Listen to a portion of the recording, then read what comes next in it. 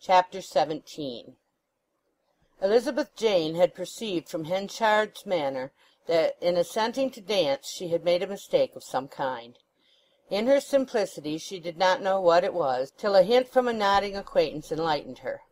As the mayor's stepdaughter, she learnt, she had not been quite in her place in treading a measure amid such a mixed throng as filled the dancing pavilion. Thereupon her ears, cheeks, and chin glowed like live coals at the dawning of the idea that her tastes were not good enough for her position and would bring her into disgrace. This made her very miserable, and she looked about for her mother, but Mrs. Henchard, who had less idea of conventionality than Elizabeth herself, had gone away, leaving her daughter to return at her own pleasure. The latter moved on into the dark, dense old avenues, or rather vaults, of living woodwork which ran along the town boundary, and stood reflecting. A man followed in a few minutes, and her face being towards the shine from the tent, he recognized her. It was Farfrae, just come from the dialogue with Henchard which had signified his dismissal. "And it's you, Miss Newson, and I've been looking for ye everywhere," he said, overcoming a sadness imparted by the estrangement with the corn merchant. "May I walk on with you as far as your street corner?" She thought there might be something wrong in this, but did not utter any objection. So together they went on, first down the west walk, and then into the bowling walk, till Farfrae said, "It's like that I'm going to leave you soon." She faltered, "Why?" "Oh, as a mere matter of business, nothing more. But we'll not concern ourselves about it. It is for the best. I hoped to have another dance with you." She said she could not dance in any proper way. "Nay, but you do. It's the feeling for it rather than the learning of steps that makes pleasant dancers. I fear I offended your father by getting up this, and now perhaps I'll have to go to another part of the world altogether." This seemed such a melancholy prospect that Elizabeth Jane breathed a sigh, letting it off in fragments that he might not hear her. But darkness makes people truthful, and the Scotchman went on impulsively. Perhaps he had heard her, after all. "I wish I was richer, Miss Newson, and your stepfather had not been offended. I would ask you something in a short time. Yes, I would ask you tonight. But that's not for me."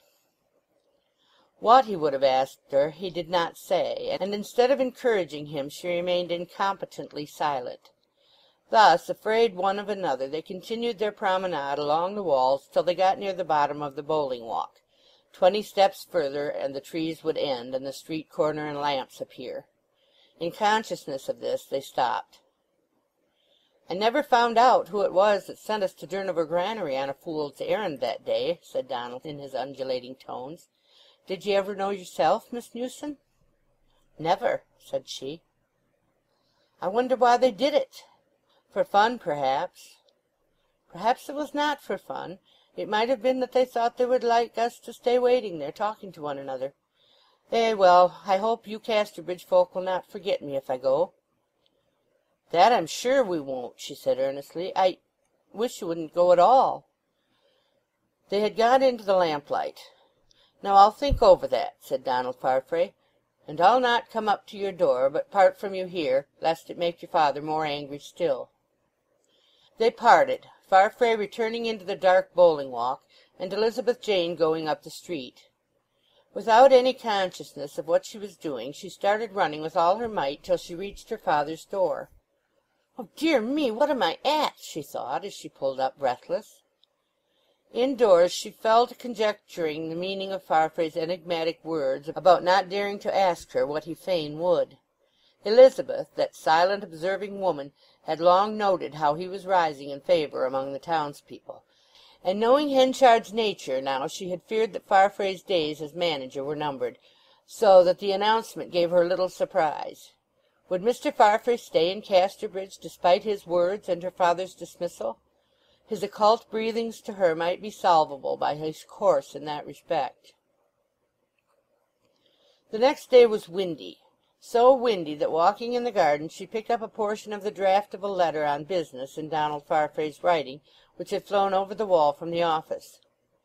The useless scrap she took indoors and began to copy the calligraphy, which she much admired.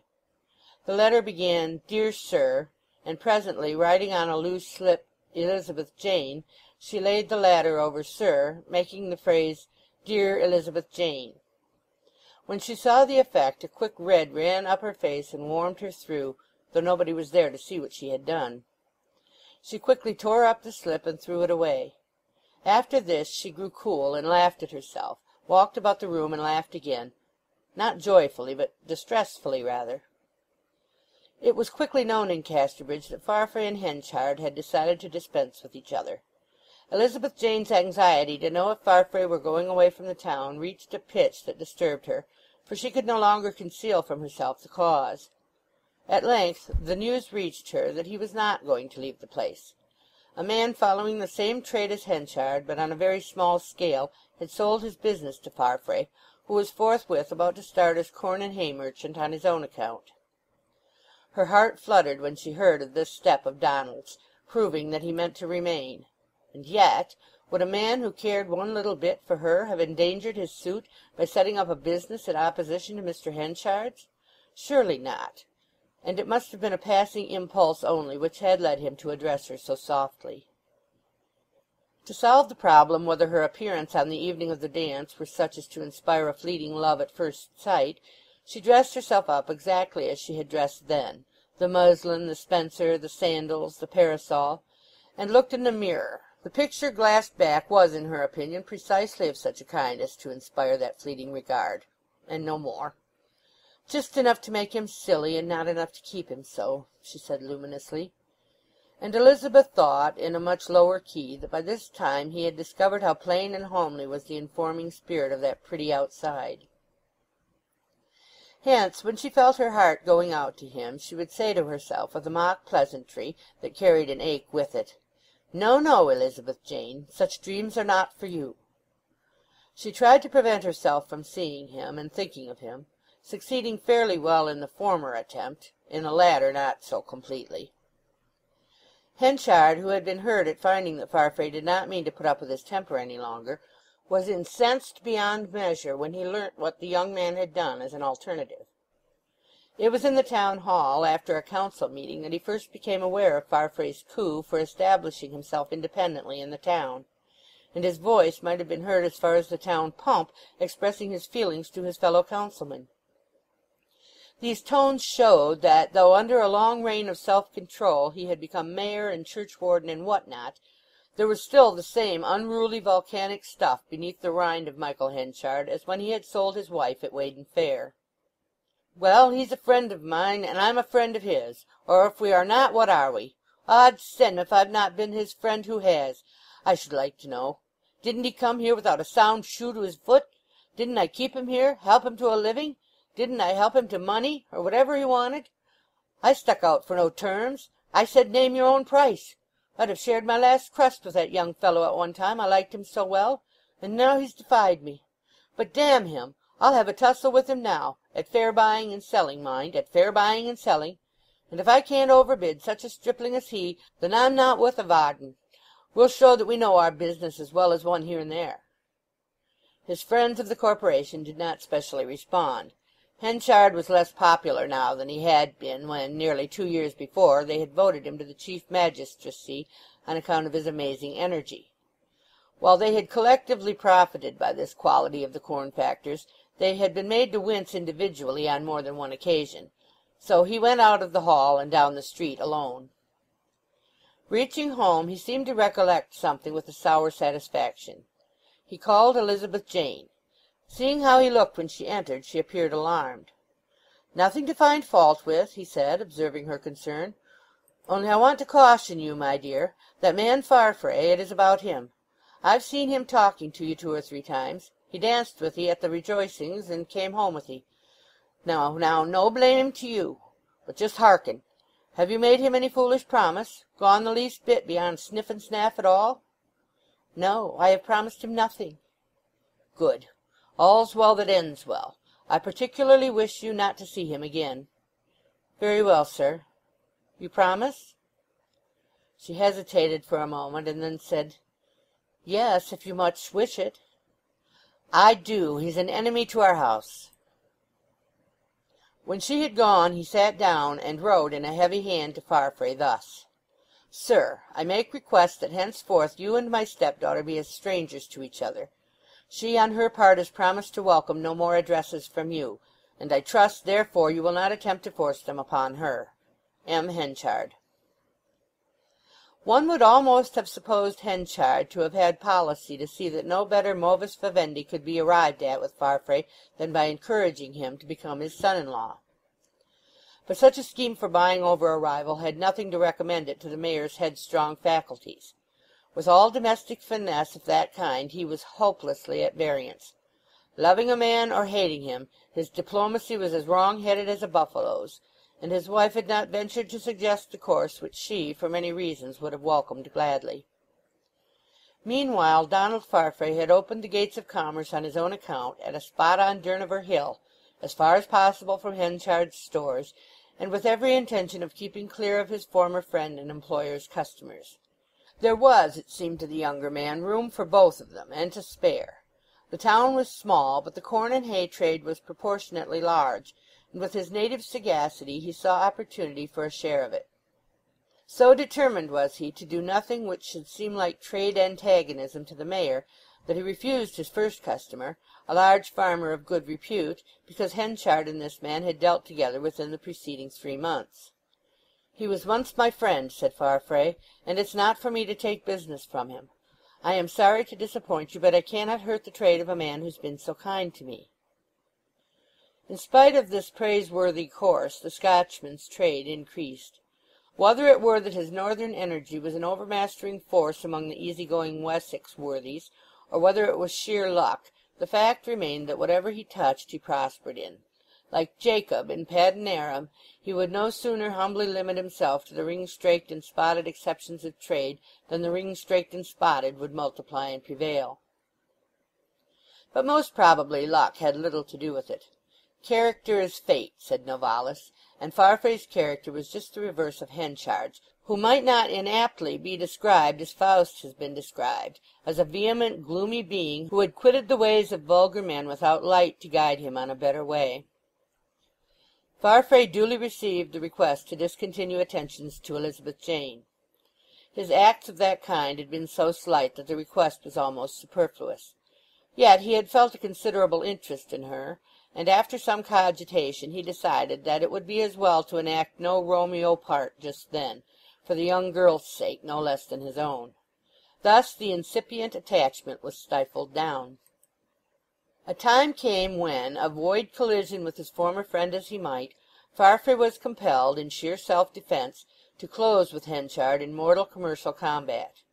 He could no longer parry the fierce attacks of the latter by simple avoidance. As soon as their war of prices began, everybody was interested, and some few guessed the end. It was, in some degree, northern insight matched against southern doggedness, the dirk against the cudgel, and Henchard's weapon was one which, if it did not deal ruin at the first or second stroke, left him afterwards well nigh at his antagonist's mercy.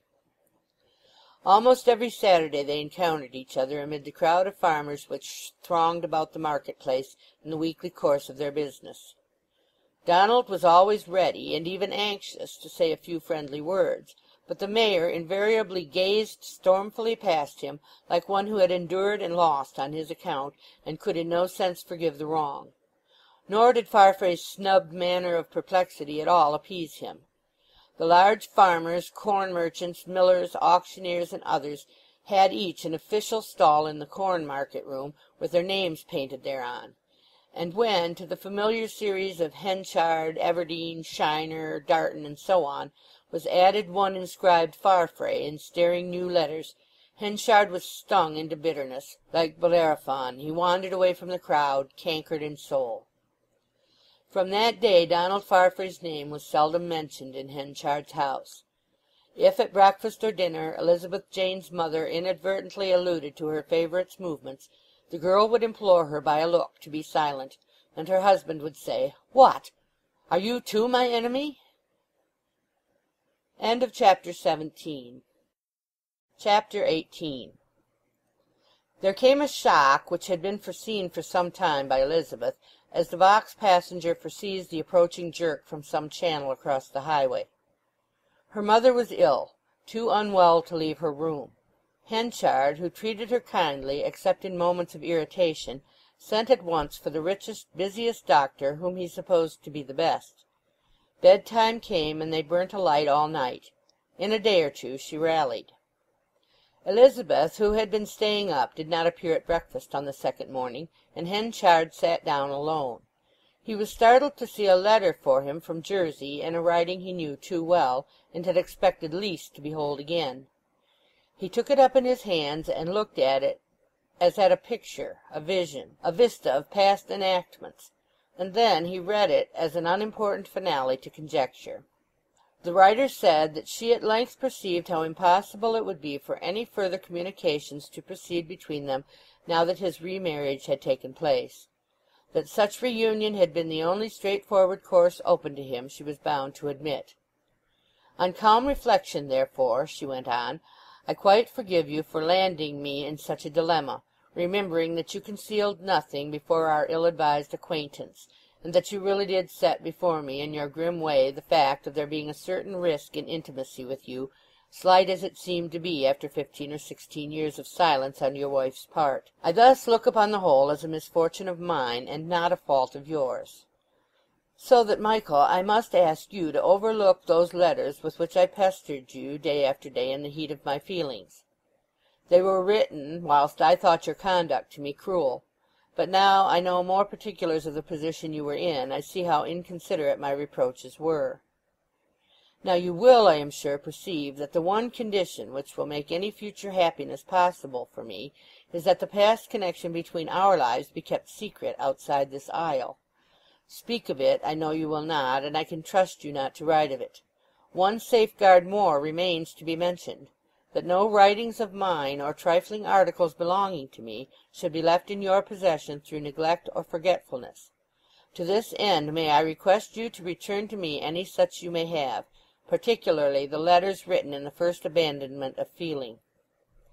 For the handsome sum you forwarded to me as a plaster to the wound, I heartily thank you.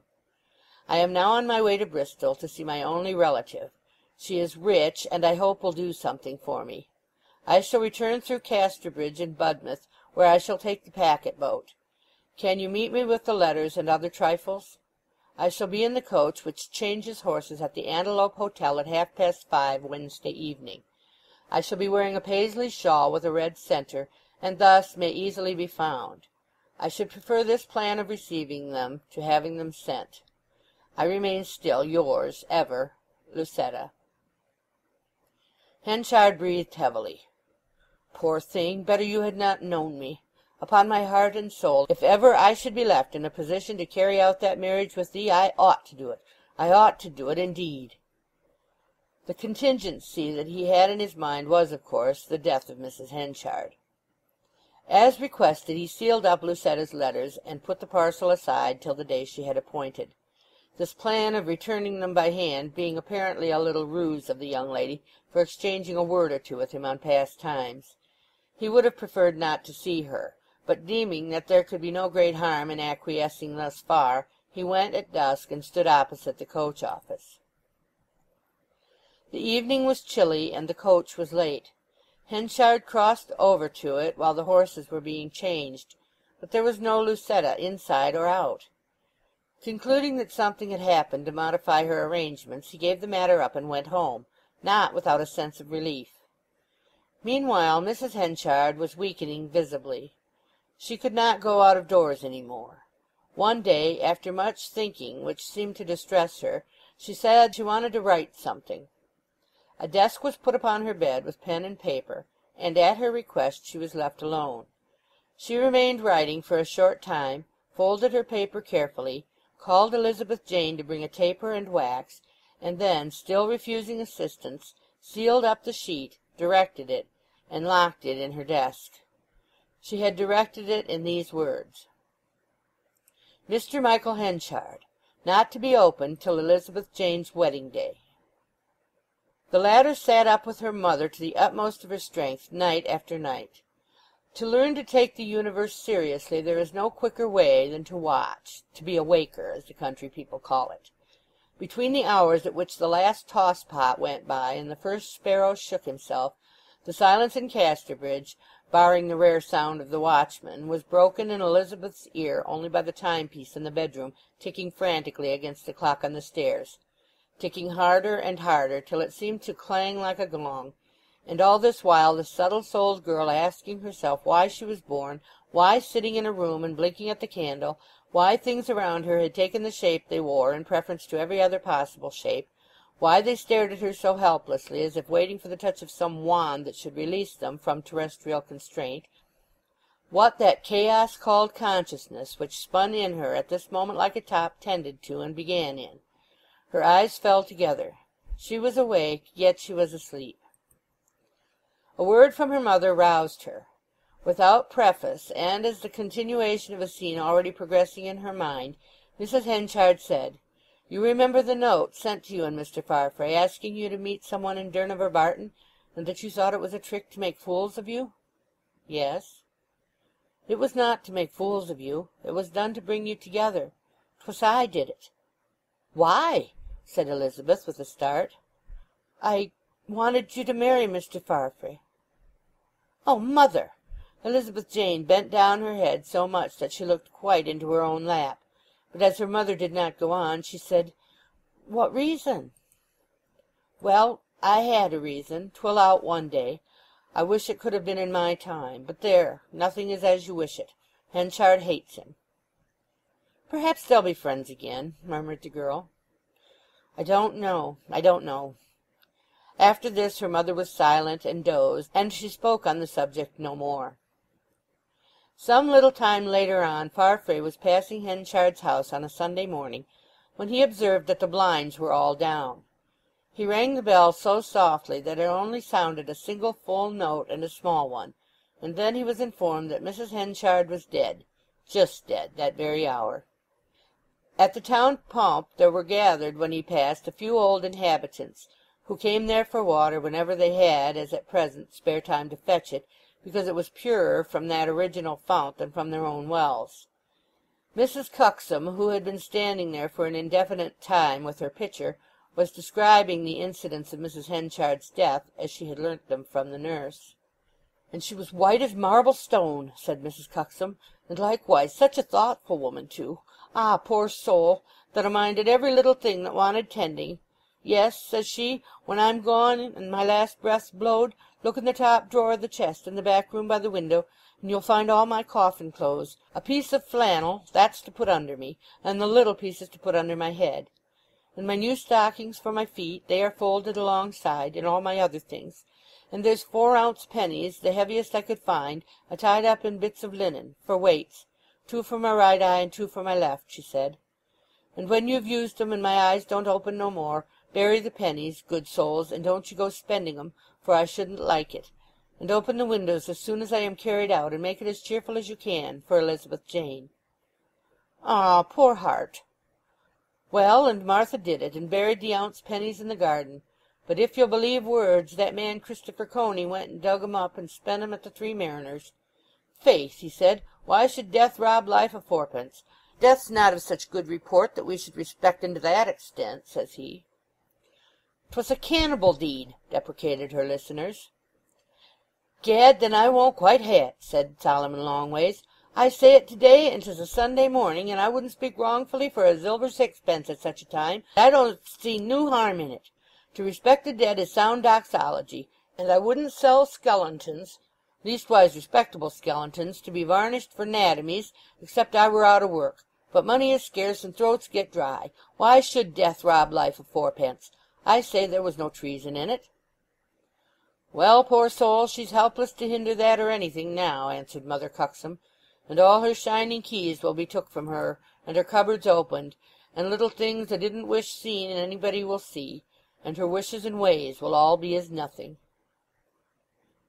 End of chapter 18. Chapter 19. Henchard and Elizabeth sat conversing by the fire. It was 3 weeks after Mrs. Henchard's funeral. The candles were not lighted, and a restless, acrobatic flame, poised on a coal, called from the shady walls the smiles of all shapes that could respond. The old pier glass, with gilt columns and huge entablature, the picture frames, sundry knobs and handles, and the brass rosette at the bottom of each ribboned bell-pull on either side of the chimney-piece. "Elizabeth, do you think much of old times?" said Henchard. "Yes, sir, often," she said.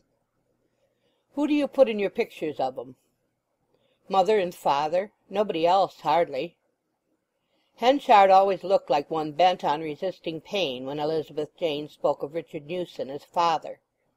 "Ah, I am out of all that, am I not?" he said. "Was Newson a kind father?" "Yes, sir, very." Henchard's face settled into an expression of stolid loneliness, which gradually modulated into something softer. "Suppose I had been your real father," he said. "Would you have cared for me as much as you cared for Richard Newson?" "I can't think it," she said quickly. "I can think of no other as my father, except my father." Henchard's wife was dissevered from him by death, his friend and helper Farfrae by estrangement, Elizabeth Jane by ignorance. It seemed to him that only one of them could possibly be recalled, and that was the girl. His mind began vibrating between the wish to reveal himself to her and the policy of leaving well alone, till he could no longer sit still. He walked up and down, and then he came and stood behind her chair, looking down upon the top of her head. He could no longer restrain his impulse. "What did your mother tell you about me—my history?" he asked. "That you were related by marriage." "She should have told more before you knew me. Then my task would not have been such a hard one. Elizabeth, it is I who am your father, and not Richard Newson. Shame alone prevented your wretched parents from owning this to you while both of 'em were alive." The back of Elizabeth's head remained still, and her shoulders did not denote even the movements of breathing. Henchard went on. "I'd rather have your scorn, your fear, anything than your ignorance. 'Tis that I hate. Your mother and I were man and wife when we were young. What you saw was our second marriage. Your mother was too honest. We had thought each other dead, and Newson became her husband." This was the nearest approach Henchard could make to the full truth. As far as he personally was concerned he would have screened nothing, but he showed a respect for the young girl's sex and years worthy of a better man. When he had gone on to give details which a whole series of slight and unregarded incidents in her past life strangely corroborated, when, in short, she believed his story to be true, she became greatly agitated, and turning round to the table flung her face upon it, weeping. "Don't cry, don't cry," said Henchard with vehement pathos. "I can't bear it, I won't bear it. I am your father, why should you cry? Am I so dreadful, so hateful to 'ee? Don't take against me, Elizabeth Jane," he cried, grasping her wet hand. "Don't take against me. Though I was a drinking man once, and used your mother roughly, I'll be kinder to you than he was. I'll do anything, if you will only look upon me as your father." She tried to stand up and comfort him trustfully, but she could not. She was troubled at his presence, like the brethren at the avowal of Joseph. "I don't want you to come to me all of a sudden," said Henchard in jerks, and moving like a great tree in a wind. "No, Elizabeth, I don't. I'll go away and not see you till to-morrow, or when you like, and then I'll show 'ee papers to prove my words. There, I am gone, and won't disturb you any more. 'Twas I that chose your name, my daughter. Your mother wanted it Susan. There, don't forget 'twas I gave you your name." He went out at the door and shut her softly in, and she heard him go away into the garden. But he had not done. Before she had moved, or in any way recovered from the effect of his disclosure, he reappeared. "One word more, Elizabeth," he said. "You'll take my surname now, hey? Your mother was against it, but it will be much more pleasant to me. 'Tis legally yours, you know, but nobody need know that. You shall take it as if by choice. I'll talk to my lawyer. I don't know the law of it exactly, but will you do this? Let me put a few lines into the newspaper that such is to be your name." "If it is my name I must have it, mustn't I?" she asked. "Well, well, usage is everything in these matters." "I wonder why mother didn't wish it." "Oh, some whim of the poor soul's. Now get a bit of paper and draw up a paragraph as I shall tell you. But let's have a light." "I can see by the firelight," she answered. "Yes, I'd rather." "Very well."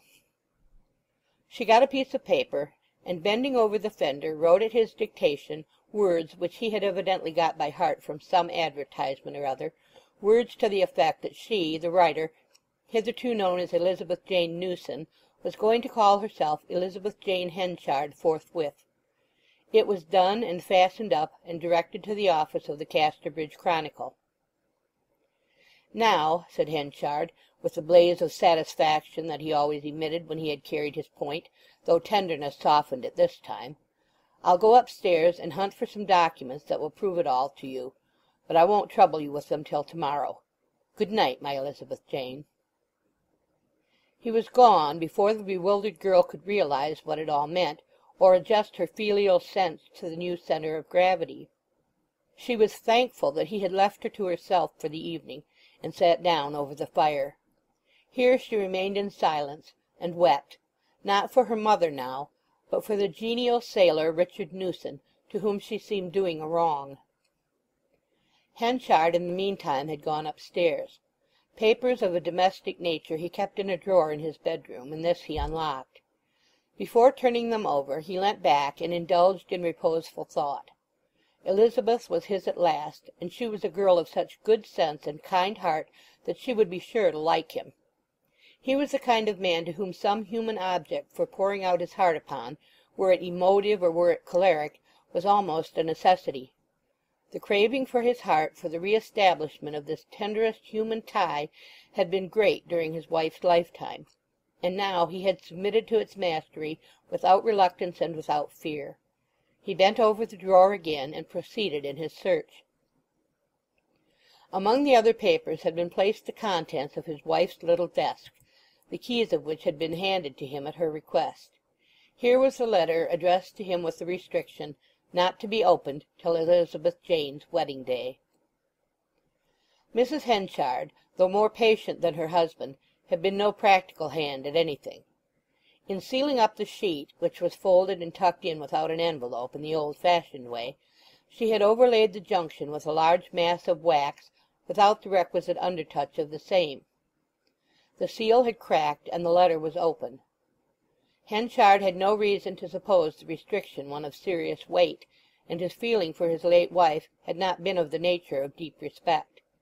"Some trifling fancy or other of poor Susan's, I suppose," he said, and without curiosity he allowed his eyes to scan the letter.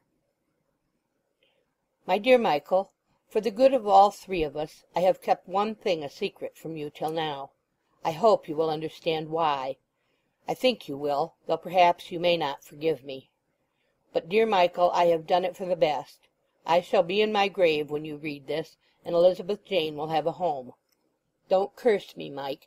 Think of how I was situated. I can hardly write it, but here it is. Elizabeth Jane is not your Elizabeth Jane, the child who was in my arms when you sold me. No, she died 3 months after that, and this living one is my other husband's. I christened her by the same name we had given to the first, and she filled up the ache I felt at the other's loss. Michael, I am dying, and I might have held my tongue, but I could not. Tell her husband of this or not, as you may judge, and forgive, if you can, a woman you once deeply wronged as she forgives you. Susan Henchard. Her husband regarded the paper as if it were a window-pane through which he saw for miles. His lips twitched, and he seemed to compress his frame as if to bear better. His usual habit was not to consider whether destiny were hard upon him or not, the shape of his ideals in cases of affliction being simply a moody, "I am to suffer, I perceive. This much scourging, then, it is for me." But now through his passionate head there stormed this thought, that the blasting disclosure was what he had deserved. His wife's extreme reluctance to have the girl's name altered from Newson to Henchard was now accounted for fully. It furnished another illustration of that honesty in dishonesty which had characterized her in other things. He remained unnerved and purposeless for near a couple of hours, till he suddenly said, "Ah, I wonder if it is true." He jumped up in an impulse, kicked off his slippers, and went with a candle to the door of Elizabeth Jane's room, where he put his ear to the keyhole and listened. She was breathing profoundly. Henchard softly turned the handle, entered, and shading the light approached the bedside. Gradually bringing the light from behind a screening curtain, he held it in such a manner that it fell slantwise on her face without shining on her eyes. He steadfastly regarded her features. They were fair, his were dark. But this was an unimportant preliminary. In sleep there come to the surface buried genealogical facts, ancestral curves, dead men's traits, which the mobility of daytime animation screens and overwhelms. In the present statuesque repose of the young girl's countenance Richard Newson's was unmistakably reflected. He could not endure the sight of her, and hastened away. Misery taught him nothing more than defiant endurance of it. His wife was dead, and the first impulse for revenge died with the thought that she was beyond him. He looked out at the night as at a fiend. Henchard, like all his kind, was superstitious, and he could not help thinking that the concatenation of events this evening had produced was the scheme of some sinister intelligence bent on punishing him. Yet they had developed naturally. If he had not revealed his past history to Elizabeth, he would not have searched the drawer for papers, and so on. The mockery was that he should have no sooner taught a girl to claim the shelter of his paternity than he discovered her to have no kinship with him. This ironical sequence of things angered him like an impish trick from a fellow creature. Like Prester John's, his table had been spread, and infernal harpies had snatched up the food.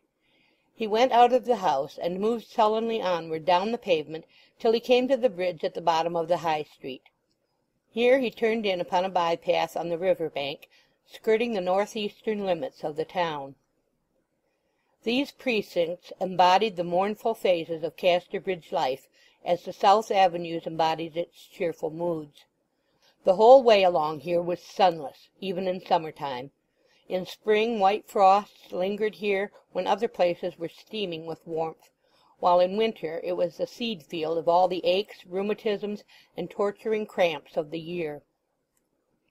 The Casterbridge doctors must have pined away for want of sufficient nourishment but for the configuration of the landscape on the northeastern side. The river, slow, noiseless, and dark, the Schwarzwasser of Casterbridge, ran beneath a low cliff, the two together forming a defence which had rendered walls and artificial earthworks on this side unnecessary. Here were ruins of a Franciscan priory, and a mill attached to the same, the water of which roared down a back hatch like the voice of desolation. Above the cliff and behind the river rose a pile of buildings, and in the front of the pile a square mass cut into the sky. It was like a pedestal lacking its statue. This missing feature, without which the design remained incomplete, was, in truth, the corpse of a man, for the square mass formed the base of the gallows, the extensive buildings at the back being the county jail. In the meadow where Henchard now walked, the mob were wont to gather whenever an execution took place, and there, to the tune of the roaring weir, they stood and watched the spectacle. The exaggeration which darkness imparted to the glooms of this region impressed Henchard more than he had expected. The lugubrious harmony of the spot with his domestic situation was too perfect for him, impatient of effects, scenes, and adumbrations. It reduced his heart-burning to melancholy, and he exclaimed, "Why the deuce did I come here?" He went on past the cottage in which the old local hangman had lived and died, in times before that calling was monopolized over all England by a single gentleman, and climbed up by a steep back lane into the town. For the sufferings of that night, engendered by his bitter disappointment, he might well have been pitied. He was like one who had half fainted, and could neither recover nor complete the swoon. In words he could blame his wife, but not in his heart. And had he obeyed the wise directions outside her letter, this pain would have been spared him for long, possibly for ever, Elizabeth Jane seeming to show no ambition to quit her safe and secluded maiden courses for the speculative path of matrimony. The morning came after this night of unrest, and with it the necessity for a plan. He was far too self-willed to recede from a position, especially as it would involve humiliation. His daughter he had asserted her to be, and his daughter she should always think herself, no matter what hypocrisy it involved. But he was ill prepared for the first step in this new situation. The moment he came into the breakfast-room, Elizabeth advanced with open confidence to him and took him by the arm. "I have thought and thought all night of it," she said frankly, "and I see that everything must be as you say. And I am going to look upon you as the father that you are, and not to call you Mr. Henchard any more. It is so plain to me now, indeed, father, it is, for of course you would not have done half the things you have done for me, and let me have my own way so entirely, and bought me presents, if I had only been your stepdaughter. He, Mr. Newson, whom my poor mother married by such a strange mistake," Henchard was glad that he had disguised matters here, "was very kind, oh, so kind." She spoke with tears in her eyes. "But that is not the same thing as being one's real father, after all. Now, father, breakfast is ready," she said cheerfully. Henchard bent and kissed her cheek. The moment and the act he had prefigured for weeks with a thrill of pleasure. Yet it was no less than a miserable insipidity to him now that it had come. His reinstation of her mother had been chiefly for the girl's sake, and the fruition of the whole scheme was such dust and ashes as this. End of Chapter 19. Chapter 20. Of all the enigmas which ever confronted a girl, there can have been seldom one like that which followed Henchard's announcement of himself to Elizabeth as her father. He had done it in an ardour and an agitation which had half carried the point of affection with her. Yet, behold, from the next morning onwards his manner was constrained as she had never seen it before. The coldness soon broke out into open chiding. One grievous failing of Elizabeth's was her occasional pretty and picturesque use of dialect words, those terrible marks of the beast to the truly genteel. It was dinner-time, they never met except at meals, and she happened to say when he was rising from table, wishing to show him something, "If you'll bide where you be a minute, father, I'll get it." "Bide where you be!" he echoed sharply. "Good God, are you only fit to carry wash to a pig trough, that you use such words as those?" She reddened with shame and sadness. "I meant stay where you are, father," she said in a low, humble voice. "I ought to have been more careful." He made no reply and went out of the room. The sharp reprimand was not lost upon her, and in time it came to pass that for "say" she said "succeed"; that she no longer spoke of Dumbledores but of bumblebees; no longer said of young men and women that they walked together, but that they were engaged; that she grew to talk of Greggles as wild hyacinths; that when she had not slept she did not quaintly tell the servants next morning that she had been haggard, but that she had suffered from indigestion. These improvements, however, are somewhat in advance of the story. Henchard, being uncultivated himself, was the bitterest critic the fair girl could possibly have had of her own lapses, really slight now, for she read omnivorously. A gratuitous ordeal was in store for her in the matter of her handwriting. She was passing the dining-room door one evening, and had occasion to go in for something. It was not till she had opened the door that she knew the mayor was there in the company of a man with whom he transacted business. "Here, Elizabeth Jane," he said, looking round at her, "just write down what I tell you, a few words of an agreement for me and this gentleman to sign. I am a poor tool with a pen." "Be jowned, and so be I," said the gentleman. She brought forward blotting-book, paper, and ink, and sat down. "Now then, an agreement entered into this 16th day of October," write that first. She started the pen in an elephantine march across the sheet. It was a splendid, round, bold hand of her own conception, a style that would have stamped a woman as Minerva's own in more recent days. But other ideas reigned then. Henchard's creed was that proper young girls wrote ladies' hand; nay, he believed that bristling characters were as innate and inseparable a part of refined womanhood as sex itself. Hence, when instead of scribbling, like the Princess Ida, in such a hand as when a field of corn bows all its ears before the roaring east, Elizabeth Jane produced a line of chain-shot and sandbags, he reddened in angry shame for her, and peremptorily saying, "Never mind, I'll finish it," dismissed her there and then. Her considerate disposition became a pitfall to her now. She was, it must be admitted, sometimes provokingly and unnecessarily willing to saddle herself with manual labours. She would go to the kitchen instead of ringing, not to make Phoebe come up twice. She went down on her knees, shovel in hand, when the cat overturned the coal scuttle. Moreover, she would persistently thank the parlour-maid for everything, till one day, as soon as the girl was gone from the room, Henchard broke out with, "Good God, why doesn't leave off thanking that girl as if she were a goddess born?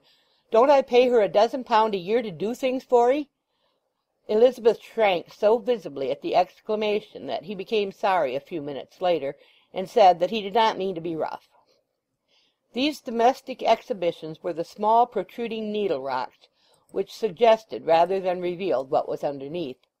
But his passion had less terror for her than his coldness. The increasing frequency of the latter mood told her the sad news that he disliked her with a growing dislike.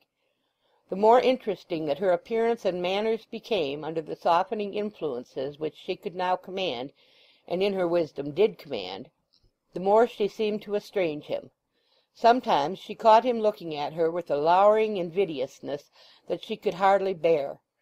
Not knowing his secret, it was cruel mockery that she should, for the first time, excite his animosity when she had taken his surname.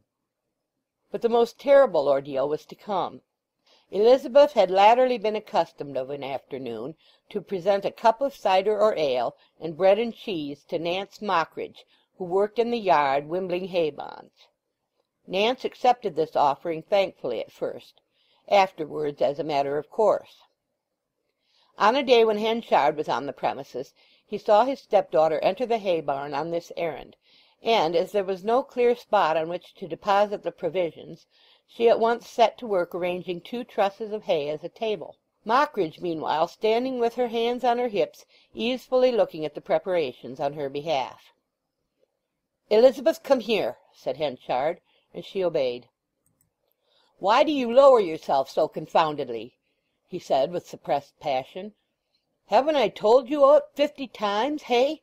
Making yourself a drudge for a common workwoman of such a character as hers? Why, you'll disgrace me to the dust." Now these words were uttered loud enough to reach Nance inside the barn door, who fired up immediately at the slur upon her personal character. Coming to the door, she cried, regardless of consequences, "Come to that, Mr. Henchard, I can let 'ee know she've waited on worse." "Then she must have had more charity than sense," said Henchard. "Oh no, she hadn't. 'Twere not for charity but for hire, and at a public-house in this town." "It is not true!" cried Henchard indignantly. "Just ask her," said Nance, folding her naked arms in such a manner that she could comfortably scratch her elbows. Henchard glanced at Elizabeth Jane, whose complexion, now pink and white from confinement, lost nearly all of the former colour. "What does this mean?" he said to her. "Anything or nothing?" "It is true," said Elizabeth Jane, "but it was only—" "Did you do it or didn't you? Where was it?" "At the Three Mariners, one evening for a little while when we were staying there." Nance glanced triumphantly at Henchard and sailed into the barn, for assuming that she was to be discharged on the instant, she had resolved to make the most of her victory. Henchard, however, said nothing about discharging her. Unduly sensitive on such points by reason of his own past, he had the look of one completely ground down to the last indignity. Elizabeth followed him to the house like a culprit, but when she got inside she could not see him, nor did she see him again that day. Convinced of the scathing damage to his local repute and position that must have been caused by such a fact, though it had never before reached his own ears, Henchard showed a positive distaste for the presence of this girl not his own whenever he encountered her. He mostly dined with the farmers at the market room of one of the 2 chief hotels, leaving her in utter solitude. Could he have seen how she made use of those silent hours, he might have found reason to reserve his judgment on her quality. She read and took notes incessantly, mastering facts with painful laboriousness, but never flinching from her self-imposed task. She began the study of Latin, incited by the Roman characteristics of the town she lived in. "If I am not well informed it shall be by no fault of my own," she would say to herself, through the tears that would occasionally glide down her peachy cheeks when she was fairly baffled by the portentous obscurity of many of these educational works. Thus she lived on, a dumb, deep-feeling, great-eyed creature, construed by not a single contiguous being, quenching with patient fortitude her incipient interest in Farfrae because it seemed to be one-sided, unmaidenly, and unwise.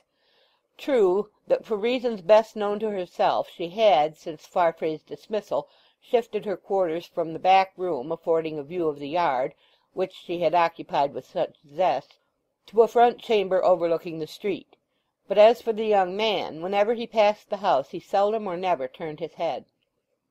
Winter had almost come, and unsettled weather made her still more dependent upon indoor resources. But there were certain early winter days in Casterbridge, days of firmamental exhaustion which followed angry southwesterly tempests, when, if the sun shone, the air was like velvet. She seized on these days for her periodical visits to the spot where her mother lay buried, the still-used burial-ground of the old Roman-British city, whose curious feature was this, its continuity as a place of sepulture. Mrs. Henchard's dust mingled with the dust of women who lay ornamented with glass hairpins and amber necklaces, and men who held in their mouths coins of Hadrian, Postumus, and the Constantines. 10:30 in the morning was about her hour for seeking this spot, a time when the town venues were deserted as the avenues of Karnak. Business had long since passed down them into its daily cells, and leisure had not arrived there. So Elizabeth Jane walked and read, or looked over the edge of the book to think, and thus reached the churchyard. There, approaching her mother's grave, she saw a solitary dark figure in the middle of the gravel walk.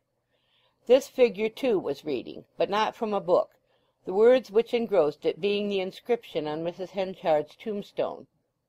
The personage was in mourning like herself, was about her age and size, and might have been her wraith or double but for the fact that it was a lady much more beautifully dressed than she. Indeed, comparatively indifferent as Elizabeth Jane was to dress, unless for some temporary whim or purpose, her eyes were arrested by the artistic perfection of the lady's appearance. Her gait, too, had a flexuousness about it which seemed to avoid angularity. It was a revelation to Elizabeth that human beings could reach this stage of external development. She had never suspected it. She felt all the freshness and grace to be stolen from herself on the instant by the neighbourhood of such a stranger. And this was in face of the fact that Elizabeth could now have been writ handsome, while the young lady was simply pretty. Had she been envious she might have hated the woman, but she did not do that. She allowed herself the pleasure of feeling fascinated. She wondered where the lady had come from. The stumpy and practical walk of honest homeliness which mostly prevailed there, the two styles of dress thereabout, the simple and the mistaken, equally avouched that this figure was no Casterbridge woman's, even if a book in her hand resembling a guide-book had not also suggested it. The stranger presently moved from the tombstone of Mrs. Henchard and vanished behind the corner of the wall. Elizabeth went to the tomb herself. Beside it were two footprints, distinct in the soil, signifying that the lady had stood there a long time. She returned homeward, musing on what she had seen, as she might have mused on a rainbow or the northern lights, a rare butterfly or a cameo. Interesting as things had been out of doors, at home it turned out to be one of her bad days. Henchard, whose 2 years' mayoralty was ending, had been made aware that he was not to be chosen to fill a vacancy in the list of aldermen, and that Farfrae was likely to become one of the council. This caused the unfortunate discovery that she had played the waiting-maid in the town of which he was mayor to rankle in his mind yet more poisonously. He had learnt by personal inquiry at the time that it was to Donald Farfrae, that treacherous upstart, that she had thus humiliated herself, and though Mrs. Stannage seemed to attach no great importance to the incident, the cheerful souls of the Three Mariners having exhausted its aspects long ago, such was Henchard's haughty spirit that the simple thrifty deed was regarded as little less than a social catastrophe by him. Ever since the evening of his wife's arrival with her daughter there had been something in the air which had changed his luck. That dinner at the King's Arms with his friends had been Henchard's Austerlitz. He had had his successes since, but his course had not been upward. He was not to be numbered among the aldermen, that peerage of burghers, as he had expected to be, and the consciousness of this soured him to-day. "Well, where have you been?" he said to her with off-hand laconism. "I've been strolling in the walks and churchyard, father, till I feel quite leery." She clapped her hand to her mouth, but too late. This was just enough to incense Henchard after the other crosses of the day. "I won't have you talk like that," he thundered. "Leery, indeed! One would think you worked upon a farm. One day I learn that you lend a hand in public houses, then I hear you talk like a clodhopper. I'm burned if it goes on. This house can't hold us two." The only way of getting a single pleasant thought to go to sleep upon after this was by recalling the lady she had seen that day, and hoping she might see her again. Meanwhile Henchard was sitting up, thinking over his jealous folly in forbidding Farfrae to pay his addresses to this girl who did not belong to him, when, if he had allowed them to go on, he might not have been encumbered with her. At last he said to himself with satisfaction, as he jumped up and went to the writing-table, "Ah, he'll think it means peace and a marriage portion. Not that I don't want my house to be troubled with her, and no portion at all." He wrote as follows: "Sir, on consideration I don't wish to interfere with your courtship of Elizabeth Jane, if you care for her. I therefore withdraw my objection, excepting in this, that the business be not carried on in my house. Yours, M. Henchard, Mr. Farfrae." The morrow, being fairly fine, found Elizabeth Jane again in the churchyard. But while looking for the lady she was startled by the apparition of Farfrae, who passed outside the gate. He glanced up for a moment from a pocket-book in which he appeared to be making figures as he went. Whether or not he saw her he took no notice, and disappeared. Unduly depressed by a sense of her own superfluity, she thought he probably scorned her, and quite broken in spirit sat down on a bench. She fell into painful thought on her position, which ended with her saying quite loud, "Oh, I wish I was dead with dear mother." Behind the bench was a little promenade under the wall, where people sometimes walked instead of on the gravel. The bench seemed to be touched by something. She looked round, and a face was bending over her, veiled but still distinct, the face of the young woman she had seen yesterday. Elizabeth Jane looked confounded for a moment, knowing she had been overheard, though there was pleasure in her confusion. "Yes, I heard you," said the lady in a vivacious voice, answering her look. "What can have happened?" I can't tell you," said Elizabeth, putting her hand to her face to hide a quick flush that had come. There was no movement or word for a few seconds. Then the girl felt that the young lady was sitting down beside her. "I guess how it is with you," said the latter. "That was your mother." She waved her hand towards the tombstone. Elizabeth looked up at her as if inquiring of herself whether there should be confidence. The lady's manner was so desirous, so anxious, that the girl decided there should be confidence. "It was my mother," she said, "my only friend." "But your father, Mr. Henchard, he is living." "Yes, he is living," said Elizabeth Jane. "Is he not kind to you?" "I've no wish to complain of him."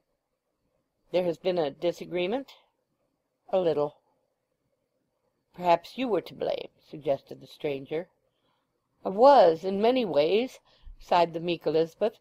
"I swept up the coals when the servants ought to have done it, and I said I was leery, and he was angry with me." The lady seemed to warm towards her for that reply. "Do you know the impression your words give me?" she said ingenuously. "That he is a hot-tempered man, a little proud, perhaps ambitious, but not a bad man." Her anxiety not to condemn Henchard while siding with Elizabeth was curious. "Oh no, certainly not bad," agreed the honest girl. "And he has not even been unkind to me till lately, since mother died. But it has been very much to bear while it has lasted. All is owing to my defects, I dare say, and my defects are owing to my history." "What is your history?" Elizabeth Jane looked wistfully at her questioner. She found that her questioner was looking at her, turned her eyes down, and then seemed compelled to look back again. "My history is not gay or attractive," she said, and yet I can tell it if you really want to know." The lady assured her that she did want to know, whereupon Elizabeth Jane told the tale of her life as she understood it, which was in general the true one, except that the sale at the fair had no part therein. Contrary to the girl's expectation, her new friend was not shocked. This cheered her, and it was not till she thought of returning to that home in which she had been treated so roughly of late that her spirits fell. "I don't know how to return," she murmured. "I think of going away, but what can I do? Where can I go?" "Perhaps it will be better soon," said her friend gently. "So I would not go far. Now what do you think of this? I shall soon want somebody to live in my house, partly as housekeeper, partly as companion. Would you mind coming to me? But perhaps—" "Oh, yes!" cried Elizabeth with tears in her eyes. "I would indeed. I would do anything to be independent, for then perhaps my father might get to love me. But, ah—" "What?" "I am no accomplished person, and a companion to you must be that." "Oh, not necessarily." "Not? But I can't help using rural words sometimes, when I don't mean to." "Never mind. I shall like to know them." "And—oh, I know I shan't do!" she cried with a distressful laugh. "I accidentally learned to write round hand instead of lady's hand, and of course you want someone who can write that." "Well, no." "What, not necessary to write lady's hand?" cried the joyous Elizabeth. "Not at all." "But where do you live?" "In Casterbridge, or rather I shall be living here after 12 o'clock to-day." Elizabeth expressed her astonishment. "I have been staying at Budmouth for a few days while my house was getting ready. The house I am going into is that one they call High Place Hall, the old stone one looking down a lane to the market. 2 or 3 rooms are fit for occupation, though not all. I sleep there to-night for the first time. Now will you think over my proposal, and meet me here the first fine day next week, and say if you are still in the same mind?" Elizabeth, her eyes shining at this prospect of a change from an unbearable position, joyfully assented, and the two parted at the gate of the churchyard. Chapter 21. As a maxim glibly repeated from childhood remains practically unmarked till some mature experience enforces it, so did this High Place Hall now for the first time really show itself to Elizabeth Jane, though her ears had heard its name on 100 occasions. Her mind dwelt upon nothing else but the stranger and the house and her own chance of living there all the rest of the day. In the afternoon she had occasion to pay a few bills in the town and do a little shopping, when she learnt that what was a new discovery to herself had become a common topic about the streets. High Place Hall was undergoing repair. A lady was coming there to live shortly. All the shop people knew it, and had already discounted the chance of her being a customer. Elizabeth Jane could, however, add a capping touch to information so new to her in the bulk. The lady, she said, had arrived that day. When the lamps were lighted, and it was yet not so dark as to render chimneys, attics, and roofs invisible, Elizabeth, almost with a lover's feeling, thought she would like to look at the outside of High Place Hall. She went up the street in that direction. The hall, with its grey façade and parapet, was the only residence of its sort so near the centre of the town.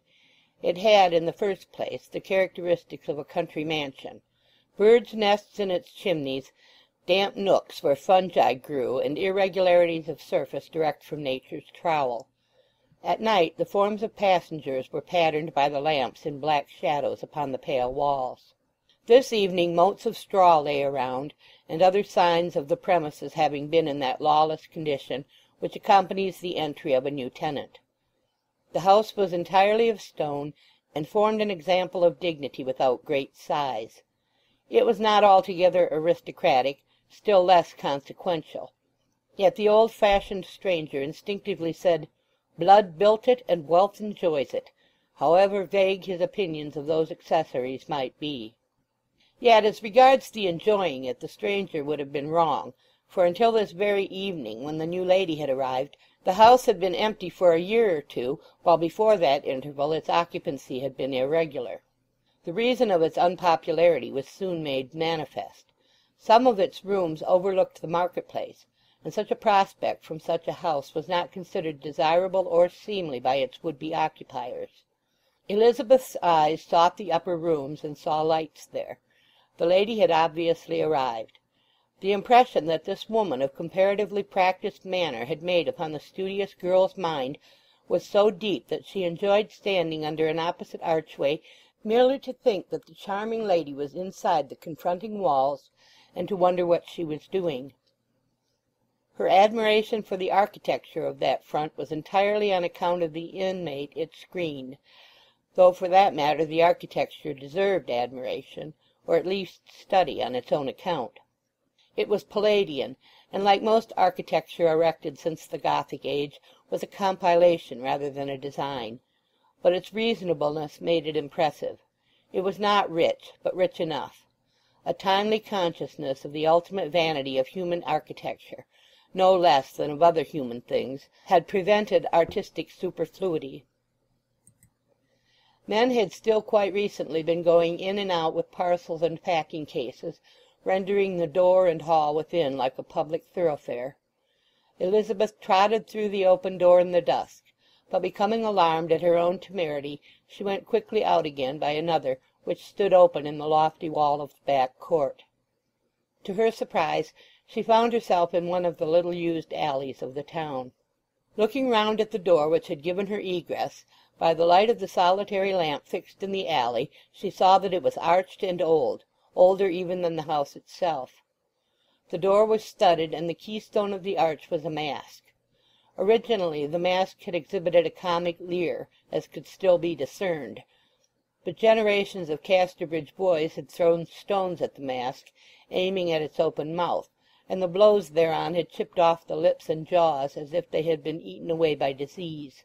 The appearance was so ghastly by the weakly lamp glimmer that she could not bear to look at it, the first unpleasant feature of her visit. The position of the queer old door, and the odd presence of the leering mask, suggested one thing above all others as appertaining to the mansion's past history: intrigue. By the alley it had been possible to come unseen from all sorts of quarters in the town: the old playhouse, the old bull-stake, the old cockpit, the pool wherein nameless infants had been used to disappear. High Place Hall could boast of its conveniences, undoubtedly. She turned to come away in the nearest direction homeward, which was down the alley, but hearing footsteps approaching in that quarter, and having no great wish to be found in such a place at such a time, she quickly retreated. There being no other way out, she stood behind a brick pier till the intruder should have gone his ways.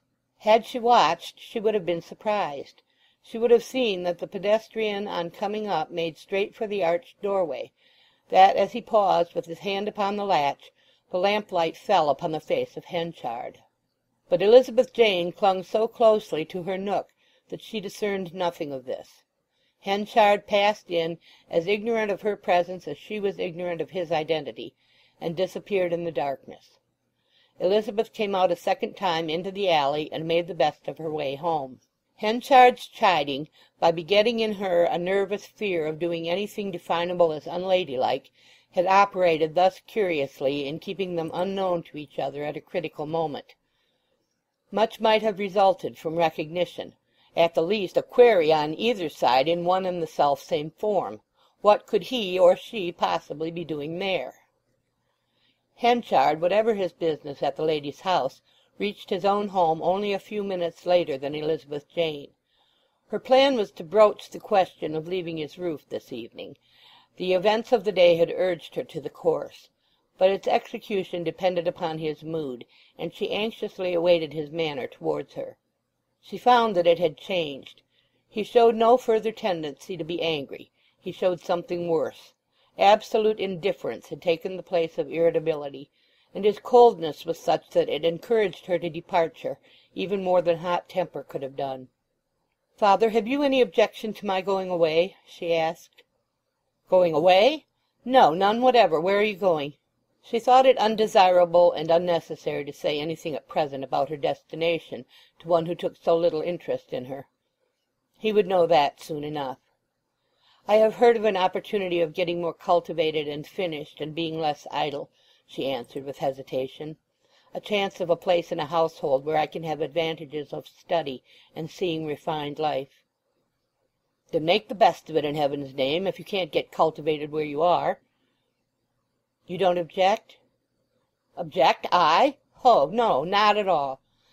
After a pause he said, "But you won't have enough money for this lively scheme without help, you know.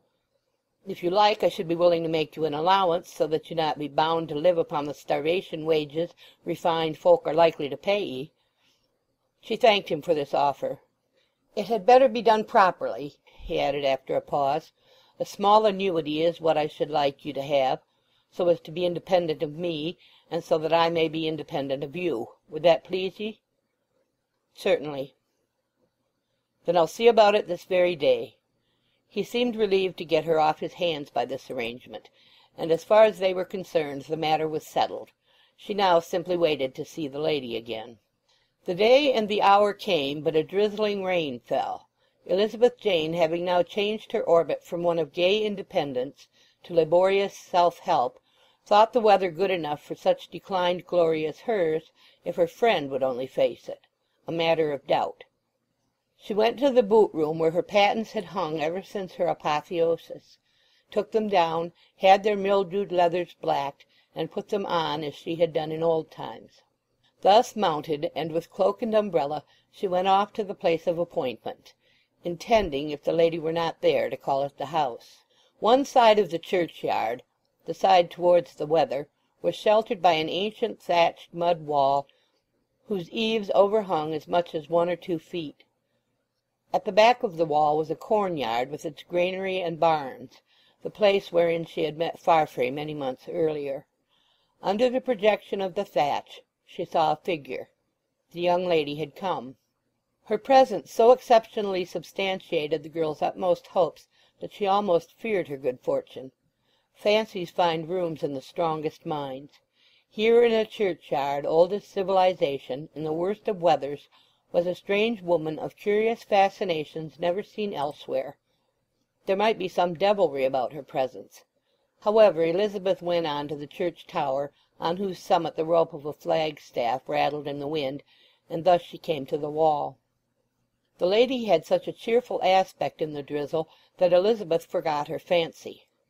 "Well," said the lady, a little of the whiteness of her teeth appearing with the word through the black fleece that protected her face, "have you decided?"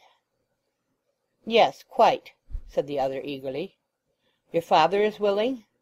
"Yes." "Then come along." "When?" "Now, as soon as you like.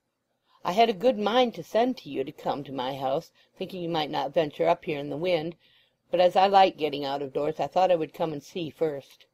"It was my own thought." "That shows we shall agree. Then can you come to-day? My house is so hollow and dismal that I want some living thing there."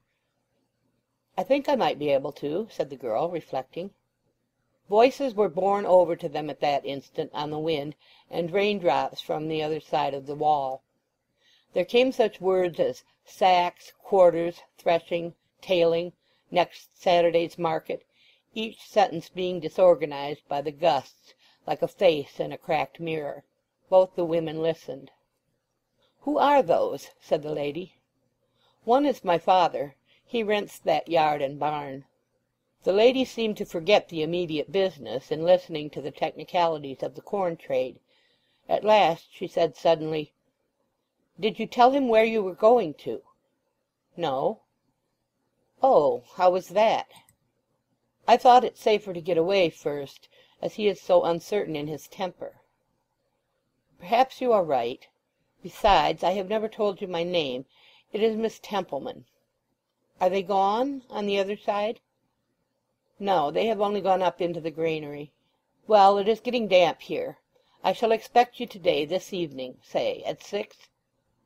"Which way shall I come, ma'am?" "The front way, round by the gate. There is no other that I have noticed." Elizabeth Jane had been thinking of the door in the alley.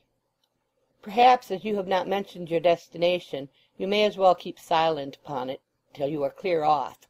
Who knows but that he may alter his mind?" Elizabeth Jane shook her head. "On consideration I don't fear it," she said sadly. "He has grown quite cold to me." "Very well, 6 o'clock then. When they had emerged upon the open road and parted, they found enough to do in holding their bowed umbrellas to the wind. Nevertheless, the lady looked in at the corn-yard gates as she passed them, and paused on one foot for a moment. But nothing was visible there save the ricks, and the hump-backed barn cushioned with moss, and the granary rising against the church tower behind, where the smacking of the rope against the flagstaff still went on. Now Henchard had not the slightest suspicion that Elizabeth Jane's movement was to be so prompt. Hence, when just before 6 he reached home and saw a fly at the door from the King's Arms, and his stepdaughter with all her little bags and boxes getting into it, he was taken by surprise. "But you said I might go, father," she explained through the carriage window. "Said? Yes. But I thought you meant next month or next year. Od seize it, you take time by the forelock. This, then, is how you be going to treat me for all my trouble about ye?" "Oh, father, how can you speak like that? It is unjust of you," she said with spirit. "Well, well, have your own way," he replied. He entered the house, and seeing that all her things had not yet been brought down, went up to her room to look on. He had never been there since she had occupied it. Evidences of her care, of her endeavours for improvement, were visible all around, in the form of books, sketches, maps, and little arrangements for tasteful effects. Henchard had known nothing of these efforts. He gazed at them, turned suddenly about, and came down to the door. "Look here," he said in an altered voice. He never called her by name now. "Don't 'ee go away from me. It may be I've spoke roughly to you, but I've been grieved beyond everything by you. There's something that caused it." "By me?" she said with deep concern. "What have I done?" "I can't tell you now, but if you'll stop and go on living as my daughter I'll tell you all in time." But the proposal had come 10 minutes too late. She was in the fly, was already in imagination at the house of the lady whose manner had such charms for her. "Father," she said as considerately as she could, "I think it best for us that I go on now. I need not stay long. I shall not be far away, and if you want me badly I can soon come back again."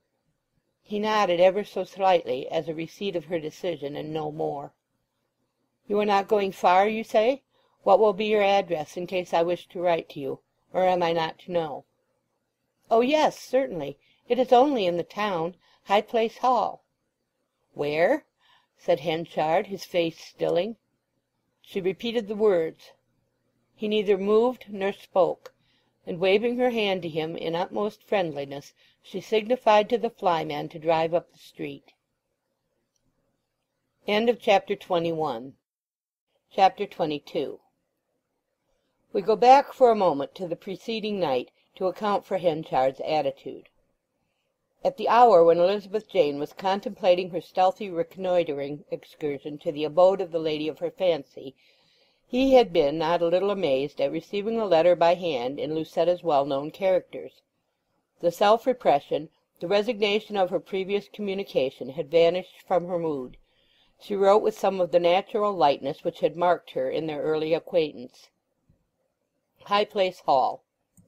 My dear Mr. Henchard, don't be surprised. It is for your good and mine, as I hope, that I have come to live at Casterbridge. For how long I cannot tell. That depends upon another, and he is a man, and a merchant, and a mayor, and one who has the first right to my affections. Seriously, mon ami, I am not so light-hearted as I may seem to be from this. I have come here in consequence of hearing of the death of your wife, whom you used to think of as dead so many years before. Poor woman, she seems to have been a sufferer, though uncomplaining, and though weak in intellect, not an imbecile. I am glad you acted fairly by her. As soon as I knew she was no more, it was brought home to me very forcibly by my conscience that I ought to endeavour to disperse the shade which my étourderie flung over my name by asking you to carry out your promise to me. I hope you are of the same mind, and that you will take steps to this end. As, however, I did not know how you were situated, or what had happened since our separation, I decided to come and establish myself here before communicating with you. You probably feel as I do about this. I shall be able to see you in a day or two. Till then, farewell. Yours, Lucetta. P.S. I was unable to keep my appointment to meet you for a moment or two in passing through Casterbridge the other day. My plans were altered by a family event, which it will surprise you to hear of." Henchard had already heard that High Place Hall was being prepared for a tenant. He said with a puzzled air to the first person he encountered, "Who is coming to live at the Hall?" "A lady of the name of Templeman, I believe, sir," said his informant. Henchard thought it over. "Lucetta is related to her, I suppose," he said to himself. "Yes, I must put her in her proper position, undoubtedly." It was by no means with the oppression that would once have accompanied the thought that he regarded the moral necessity now. It was indeed with interest, if not warmth. His bitter disappointment at finding Elizabeth Jane to be none of his, and himself a childless man, had left an emotional void in Henchard that he unconsciously craved to fill. In this frame of mind, though without strong feeling, he had strolled up the alley and into High Place Hall by the postern at which Elizabeth had so nearly encountered him. He had gone on thence into the court, and inquired of a man whom he saw unpacking china from a crate if Miss Le Sueur was living there. Miss Le Sueur had been the name under which he had known Lucetta, or Lucette as she had called herself at that time. The man replied in the negative, that Miss Templeman only had come. Henchard went away, concluding that Lucetta had not as yet settled in.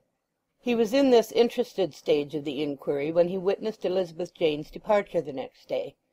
On hearing her announce the address there suddenly took possession of him the strange thought that Lucetta and Miss Templeman were one and the same person, for he could recall that in her season of intimacy with him the name of the rich relative whom he had deemed somewhat a mythical personage had been given as Templeman. Though he was not a fortune-hunter, the possibility that Lucetta had been sublimed into a lady of means by some munificent testament on the part of this relative lent a charm to her image which it might not otherwise have acquired. He was getting on towards the dead level of middle age, when material things increasingly possessed the mind. But Henchard was not left long in suspense. Lucetta was rather addicted to scribbling, as had been shown by the torrent of letters after the fiasco in their marriage arrangements, and hardly had Elizabeth gone away when another note came to the mayor's house from High Place Hall. "I am in residence," she said, "and comfortable, though getting here has been a wearisome undertaking. You probably know what I am going to tell you, or do you not? My good Aunt Templeman, the banker's widow, whose very existence you used to doubt, much more her affluence, has lately died, and bequeathed some of her property to me. I will not enter into details, except to say that I have taken her name as a means of escape from mine and its wrongs. I am now my own mistress, and have chosen to reside in Casterbridge, to be tenant of High Place Hall, that at least you may be put to no trouble if you wish to see me. My first intention was to keep you in ignorance of the changes in my life till you should meet me in the street, but I have thought better of this. You probably are aware of my arrangement with your daughter, and have doubtless laughed at the, what shall I call it, practical joke, in all affection, of my getting her to live with me. But my first meeting with her was purely an accident. Do you see, Michael, partly why I have done it? Why, to give you an excuse for coming here as if to visit her, and thus to form my acquaintance naturally. She is a dear good girl, and she thinks you have treated her with undue severity. You may have done so in your haste, but not deliberately, I am sure. As the result has been to bring her to me, I am not disposed to upbraid you. In haste, yours always, Lucetta. The excitement which these announcements produced in Henchard's gloomy soul was to him most pleasurable. He sat over his dining-table long and dreamily, and by an almost mechanical transfer the sentiments which had run to waste since his estrangement from Elizabeth Jane and Donald Farfrae gathered around Lucetta before they had grown dry. She was plainly in a very coming-on disposition for marriage. But what else could a poor woman be who had given her time and her heart to him so thoughtlessly at that former time as to lose her credit by it? Probably conscience, no less than affection, had brought her here. On the whole, he did not blame her. "The artful little woman," he said, smiling, with reference to Lucetta's adroit and pleasant manoeuvre with Elizabeth Jane. To feel that he would like to see Lucetta was with Henchard to start for her house. He put on his hat and went. It was between 8 and 9 o'clock when he reached her door. The answer brought him was that Miss Templeman was engaged for that evening, but that she would be happy to see him the next day. "That's rather like giving herself airs," he thought, "and considering what we—" But after all she plainly had not expected him, and he took the refusal quietly. Nevertheless he resolved not to go next day. "These cursed women, there's not an inch of straight grain in 'em," he said. Let us follow the train of Mr. Henchard's thought, as if it were a clue line, and view the interior of High Place Hall on this particular evening. On Elizabeth Jane's arrival she had been phlegmatically asked by an elderly woman to go upstairs and take off her things. She replied with great earnestness that she would not think of giving that trouble, and on the instant divested herself of her bonnet and cloak in the passage. She was then conducted to the first floor on the landing, and left to find her way further alone. The room disclosed was prettily furnished as a boudoir or small drawing-room, and on a sofa with two cylindrical pillows reclined a dark-haired, large-eyed, pretty woman of unmistakably French extraction on one side or the other. She was probably some years older than Elizabeth, and had a sparkling light in her eye. In front of the sofa was a small table, with a pack of cards scattered upon it, faces upward. The attitude had been so full of abandonment that she bounded up like a spring on hearing the door open. Perceiving that it was Elizabeth, she lapsed into ease, and came across to her with a reckless skip that innate grace only prevented from being boisterous. "Why, you are late," she said, taking hold of Elizabeth Jane's hands. "There were so many little things to put up." "And you seem dead alive and tired. Let me try to enliven you by some wonderful tricks I have learnt to kill time. Sit there and don't move." She gathered up the pack of cards, pulled the table in front of her, and began to deal them rapidly, telling Elizabeth to choose some. "Well, have you chosen?" she asked, flinging down the last card. "No," stammered Elizabeth, arousing herself from a reverie. "I forgot. I was thinking of you and me, and how strange it is that I am here." Miss Templeman looked at Elizabeth Jane with interest, and laid down the cards. "Ah, never mind," she said. "I'll lie here while you sit by me, and we'll talk." Elizabeth drew up silently to the head of the sofa, but with obvious pleasure. It could be seen that though in years she was younger than her entertainer, in manner and general visions she seemed more of the sage. Miss Templeman deposited herself on the sofa in her former flexuous position, and throwing her arm above her brow, somewhat in the pose of a well-known conception of Titian's, talked up at Elizabeth Jane invertedly across her forehead and arm. "I must tell you something," she said. "I wonder if you have suspected it. I have only been mistress of a large house and fortune a little while." "Oh, only a little while?" murmured Elizabeth Jane, her countenance slightly falling. "As a girl I lived about in garrison towns and elsewhere with my father, till I was quite flighty and unsettled. He was an officer in the army. I should not have mentioned this had I not thought it best you should know the truth." "Yes, yes."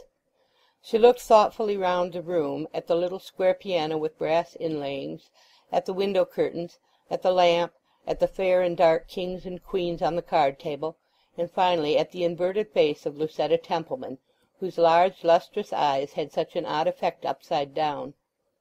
Elizabeth's mind ran on acquirements to an almost morbid degree.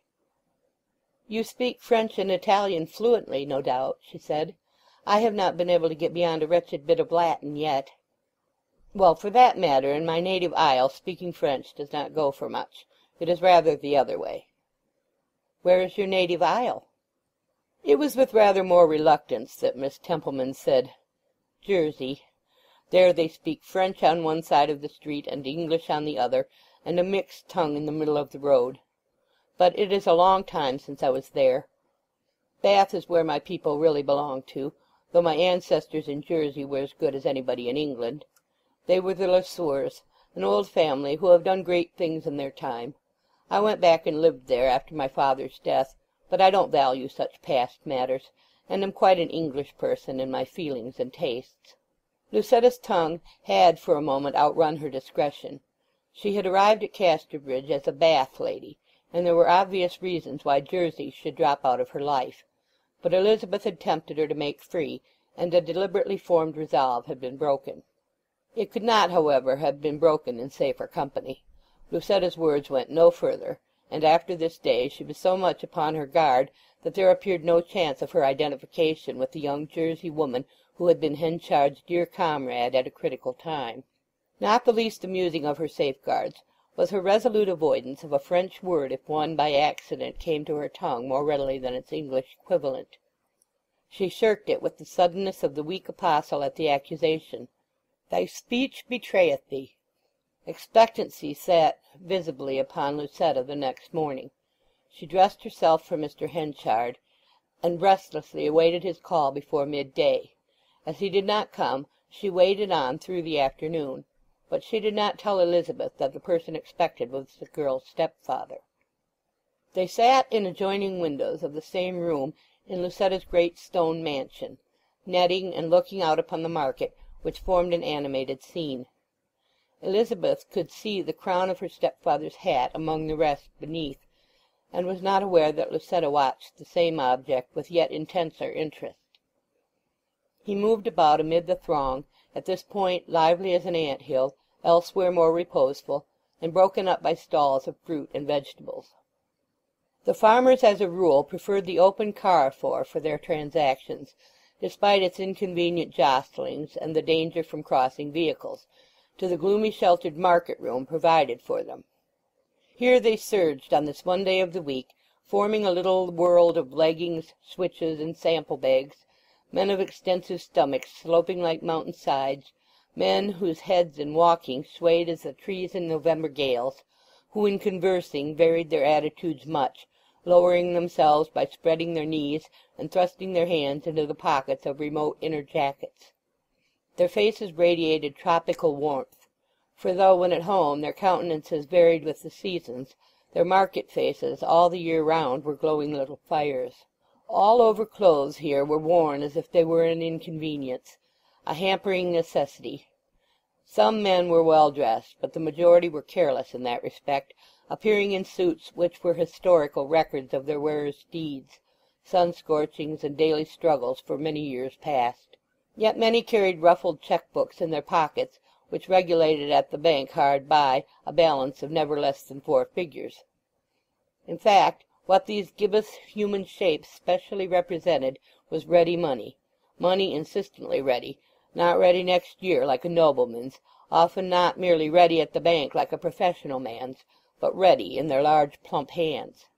It happened that to-day there rose in the midst of them all 2 or 3 tall apple-trees, standing as if they grew on the spot, till it was perceived that they were held by men from the cider districts, who came here to sell them, bringing the clay of their country on their boots. Elizabeth Jane, who had often observed them, said, "I wonder if the same trees come every week." "What trees?" said Lucetta, absorbed in watching for Henchard. Elizabeth replied vaguely, for an incident checked her. Behind one of the trees stood Farfrae, briskly discussing a sample-bag with a farmer. Henchard had come up, accidentally encountering the young man, whose face seemed to inquire, "Do we speak to each other?" She saw her stepfather throw a shine into his eye which answered, "No." Elizabeth Jane sighed. "Are you particularly interested in anybody out there?" said Lucetta. "Oh, no," said her companion, a quick red shooting over her face. Luckily Farfrae's figure was immediately covered by the apple-tree. Lucetta looked hard at her. "Quite sure?" she said. "Oh, yes," said Elizabeth Jane. Again Lucetta looked out. "They are all farmers, I suppose," she said. "No, there's Mr. Bulge, he's a wine merchant. There's Benjamin Brownlet, a horse-dealer, and Kitson, the pig-breeder, and Yopper, the auctioneer, besides maltsters and millers and so on."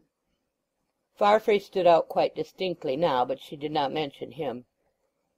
The Saturday afternoon slipped on thus desultorily. The market changed from the sample-showing hour to the idle hour before starting homewards, when tales were told. Henchard had not called on Lucetta, though he had stood so near. He must have been too busy, she thought. He would come on Sunday or Monday. The days came, but not the visitor, though Lucetta repeated her dressing with scrupulous care. She got disheartened. It may at once be declared that Lucetta no longer bore towards Henchard all that warm allegiance which had characterized her in their first acquaintance. The then unfortunate issue of things had chilled pure love considerably. But there remained a conscientious wish to bring about her union with him now that there was nothing to hinder it, to right her position, which in itself was a happiness to sigh for. With strong social reasons on her side why their marriage should take place, there had ceased to be any worldly reason on his why it should be postponed, since she had succeeded to fortune. Tuesday was the great Candlemas fair. At breakfast she said to Elizabeth Jane quite coolly, "I imagine your father may call to see you to-day. I suppose he stands close by in the market-place with the rest of the corn dealers?" She shook her head. "He won't come." "Why?" "He has taken against me," she said in a husky voice. "You have quarrelled more deeply than I know of." Elizabeth, wishing to shield the man she believed to be her father from any charge of unnatural dislike, said, "Yes." "Then where you are is of all places the one he will avoid?" Elizabeth nodded sadly. Lucetta looked blank, twitched up her lovely eyebrows and lip, and burst into hysterical sobs. Here was a disaster, her ingenious scheme completely stultified.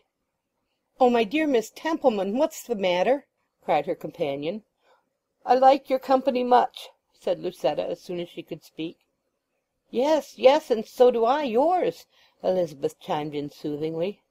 But she could not finish the sentence, which was naturally that if Henchard had such a rooted dislike for the girl as now seemed to be the case, Elizabeth Jane would have to be got rid of, a disagreeable necessity. A provisional resource suggested itself. "Miss Henchard, will you go on an errand for me as soon as breakfast is over? Ah, that's very good of you. Will you go and order—" Here she enumerated several commissions at sundry shops, which would occupy Elizabeth's time for the next hour or two at least. "And have you ever seen the museum?" Elizabeth Jane had not. "Then you should do so at once. You can finish the morning by going there. It is an old house in a back street, I forget where, but you'll find out, and there are crowds of interesting things. Skeletons, teeth, old pots and pans, ancient boots and shoes, birds' eggs, all charmingly instructive. You'll be sure to stay till you get quite hungry." Elizabeth hastily put on her things and departed. "I wonder why she wants to get rid of me to-day," she said sorrowfully as she went. That her absence rather than her services or instruction was in request had been readily apparent to Elizabeth Jane, simple as she seemed, and difficult as it was to attribute a motive for the desire. She had not been gone 10 minutes when one of Lucetta's servants was sent to Henchard's with a note. The contents were, briefly, "Dear Michael, you will be standing in view of my house to-day for 2 or 3 hours in the course of your business, so do please call and see me. I am sadly disappointed that you have not come before, for can I help anxiety about my own equivocal relation to you, especially now my aunt's fortune has brought me more prominently before society? Your daughter's presence here may be the cause of your neglect, and I have therefore sent her away for the morning. Say you come on business. I shall be quite alone. Lucetta." When the messenger returned, her mistress gave directions that if a gentleman called he was to be admitted at once, and sat down to await results. Sentimentally she did not much care to see him. His delays had wearied her. But it was necessary, and with a sigh she arranged herself picturesquely in the chair, first this way, then that, next so that the light fell over her head, next she flung herself on the couch in the semi-recta curve which so became her, and with her arm over her brow looked towards the door. This, she decided, was the best position after all, and thus she remained till a man's step was heard on the stairs. Whereupon Lucetta, forgetting her curve, for nature was too strong for art as yet, jumped up and ran and hid herself behind one of the window curtains in a freak of timidity. In spite of the waning of passion, the situation was an agitating one. She had not seen Henchard since his supposed temporary parting from her in Jersey. She could hear the servant showing the visitor into the room, shutting the door upon him, and leaving as if to go and look for her mistress. Lucetta flung back the curtain with a nervous greeting. The man before her was not Henchard. Chapter 22. Chapter 23. A conjecture that her visitor might be some other person had indeed flashed through Lucetta's mind when she was on the point of bursting out, but it was just too late to recede. He was years younger than the Mayor of Casterbridge, fair, fresh, and slenderly handsome. He wore genteel cloth leggings with white buttons, polished boots with infinite lace holes, light cord breeches under a black velveteen coat and waistcoat, and he had a silver-topped switch in his hand. Lucetta blushed, and said, with a curious mixture of pout and laugh on her face, "Oh, I've made a mistake." The visitor, on the contrary, did not laugh half a wrinkle. "But I'm very sorry," he said in deprecating tones. "I came, and I inquired for Miss Henchard, and they showed me up here, and in no case would I have caught ye so unmannerly if I had known." "I was the unmannerly one," she said. "But is it that I have come to the wrong house, madam?" said Mr. Farfrae, blinking a little in his bewilderment, and nervously tapping his legging with his switch. "Oh, no, sir. Sit down. You must come and sit down now you are here," replied Lucetta kindly, to relieve his embarrassment. "Miss Henchard will be here directly." Now this was not strictly true, but that something about the young man, that Hyperborean crispness, stringency, and charm, as of a well-braced musical instrument, which had awakened the interest of Henchard, and of Elizabeth Jane, and of the Three Mariners' jovial crew at sight, made his unexpected presence here attractive to Lucetta. He hesitated, looked at the chair, thought there was no danger in it, though there was, and sat down. Farfrae's sudden entry was simply the result of Henchard's permission to him to see Elizabeth, if he were minded to woo her. At first he had taken no notice of Henchard's brusque letter, but an exceptionally fortunate business transaction put him on good terms with everybody, and revealed to him that he could undeniably marry if he chose. Then who so pleasing, thrifty, and satisfactory in every way as Elizabeth Jane? Apart from her personal recommendations, a reconciliation with his former friend Henchard would, in the natural course of things, flow from such a union. He therefore forgave the Mayor his curtness, and this morning on his way to the fair he had called at her house, where he learnt that she was staying at Miss Templeman's.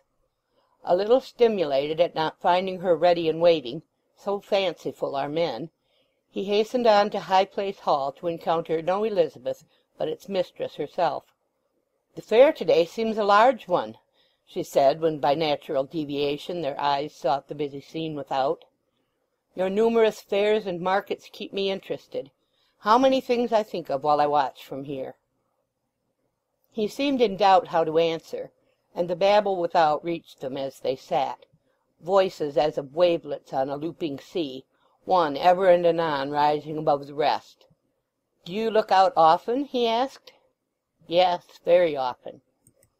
"Do you look for any one you know?" Why should she have answered as she did?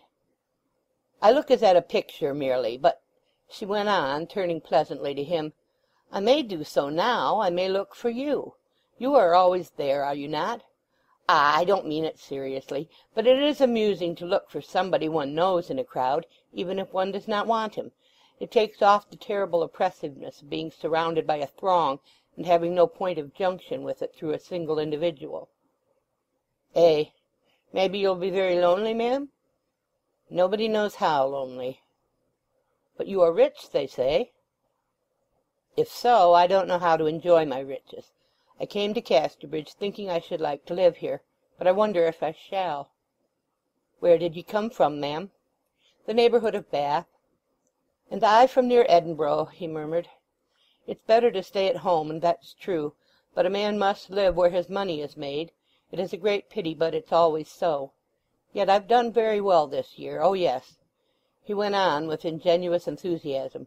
"You see that man with the drab kerseymere coat? I bought largely of him in the autumn when wheat was down, and then afterwards when it rose a little I sold off all I had. It brought only a small profit to me, while the farmers kept theirs, expecting higher figures. Yes, though the rats were gnawing the ricks hollow. Just when I sold the markets went lower, and I bought up the corn of those who had been holding back at less price than my first purchases. And then," cried Farfrae impetuously, his face alight, "I sold it a few weeks after, when it happened to go up again. And so, by contenting myself with small profits frequently repeated, I soon made £500. Yes," bringing down his hand upon the table and quite forgetting where he was, "while the others, by keeping theirs in hand, made nothing at all." Lucetta regarded him with a critical interest. He was quite a new type of person to her. At last his eye fell upon the ladies, and their glances met. Now I'm wearying you," he exclaimed. She said, "No, indeed," colouring a shade. "What then?" "Quite otherwise. You are most interesting." It was now Farfrae who showed the modest pink. "I mean all you Scotchmen," she added in hasty correction, "so free from southern extremes. We common people are all one way or the other, warm or cold, passionate or frigid. You have both temperatures going on in you at the same time." "But how do you mean that? You were best to explain clearly, ma'am." "You are animated, then you are thinking of getting on. You are sad the next moment, then you are thinking of Scotland and friends." "Yes, I think of home sometimes," he said simply. "So do I, as far as I can. But it was an old house where I was born, and they pulled it down for improvements, so I seem hardly to have any home to think of now." Lucetta did not add, as she might have done, that the house was in St. Helier and not in Bath. "But the mountains and the mists and the rocks, they are there, and don't they seem like home?" She shook her head. "They do to me, they do to me," he murmured, and his mind could be seen flying away northwards. Whether its origin were national or personal, it was quite true what Lucetta had said, that the curious double strands in Farfrae's thread of life, the commercial and the romantic, were very distinct at times. Like the colours in a variegated cord, those contrasts could be seen intertwisted, yet not mingling. "You are wishing you were back again," she said. "Ah, no, ma'am," said Farfrae, suddenly recalling himself. The fair without the windows was now raging thick and loud. It was the chief hiring fair of the year, and differed quite from the market of a few days earlier. In substance it was a whitey-brown crowd flecked with white, this being the body of labourers waiting for places. The long bonnets of the women, like waggon tilts, their cotton gowns and checked shawls mixed with the carters' smock frocks, for they too entered into the hiring. Among the rest, at the corner of the pavement, stood an old shepherd, who attracted the eyes of Lucetta and Farfrae by his stillness. He was evidently a chastened man. The battle of life had been a sharp one with him, for to begin with he was a man of small frame. He was now so bowed by hard work and years that approaching from behind a person could hardly see his head. He had planted the stem of his crook in the gutter, and was resting upon the bow, which was polished to silver brightness by the long friction of his hands. He had quite forgotten where he was and what he had come for, his eyes being bent on the ground.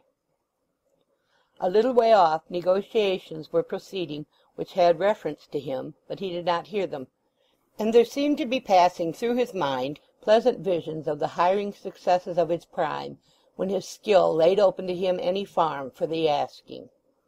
The negotiations were between a farmer from a distant county and the old man's son. In these there was a difficulty. The farmer would not take the crust without the crumb of the bargain. In other words, the old man without the younger.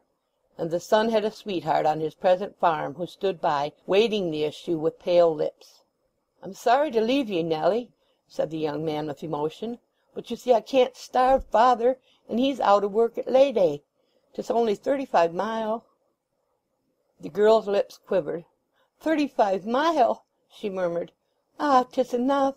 I shall never see ye again." It was indeed a hopeless length of traction for Dan Cupid's magnet, for young men were young men at Casterbridge as elsewhere. "Oh, no, no, I never shall," she insisted when he pressed her hand, and she turned her face to Lucetta's wall to hide her weeping. The farmer said he would give the young man half an hour for his answer, and went away, leaving the group sorrowing. Lucetta's eyes, full of tears, met Farfrae's. His, too, to her surprise, were moist at the scene. "It is very hard," she said, with strong feelings. "Lovers ought not to be parted like that. Oh, if I had my wish I'd let people live and love at their pleasure." "Maybe I can manage that they'll not be parted," said Farfrae. "I want a young carter. and perhaps I'll take the old man too. Yes, he'll not be very expensive, and doubtless he will answer my purpose somehow." "Oh, you are so good!" she cried, delighted. "Go and tell them, and let me know if you have succeeded." Farfrae went out, and she saw him speak to the group. The eyes of all brightened. The bargain was soon struck. Farfrae returned to her immediately it was concluded. "It is kind-hearted of you indeed," said Lucetta. "For my part, I have resolved that all my servants shall have lovers if they want them. Do make the same resolve." Farfrae looked more serious, waving his head a half-turn.